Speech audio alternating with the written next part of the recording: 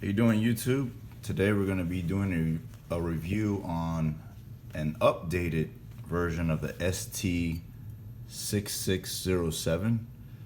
The updated version now has a E-core design. Don't know if you can see that. So the cage inside is actually plastic. Don't know if y'all saw that. I think you did. That's plastic. The old design had a cage inside of it that was metal. Alright, so we'll be doing this in comparison with the previous version of the ST6607. And let's get into it. So the base plate on the new version still seems pretty solid.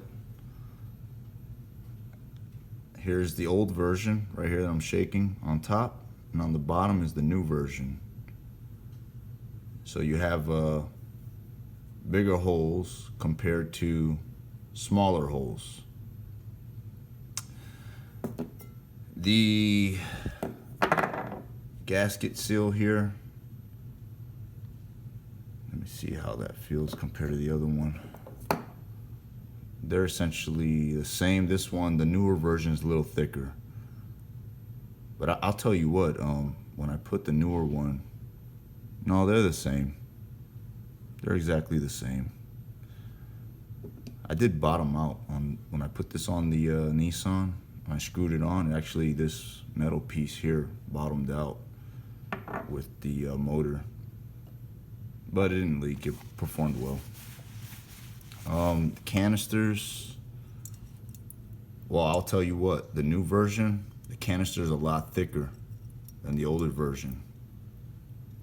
Yep, this one's definitely thicker. This one I'll compare with the Mobile 1. That's how thick it is. That's pretty strong. The anti-drain back valve on the new one,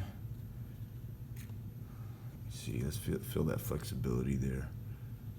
A little bit more flexible on the new one. I don't know if that's a good thing or a bad thing, but they are different. This is the older version on top. It seems thicker than this one. So let's look at the bypass valves.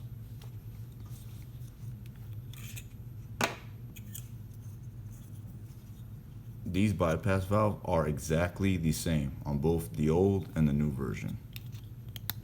Spring pressure feels the same. They even got the same letter B for both of them. They are the same. Now, this is the old version here on top, and on the bottom is your new version, filter media.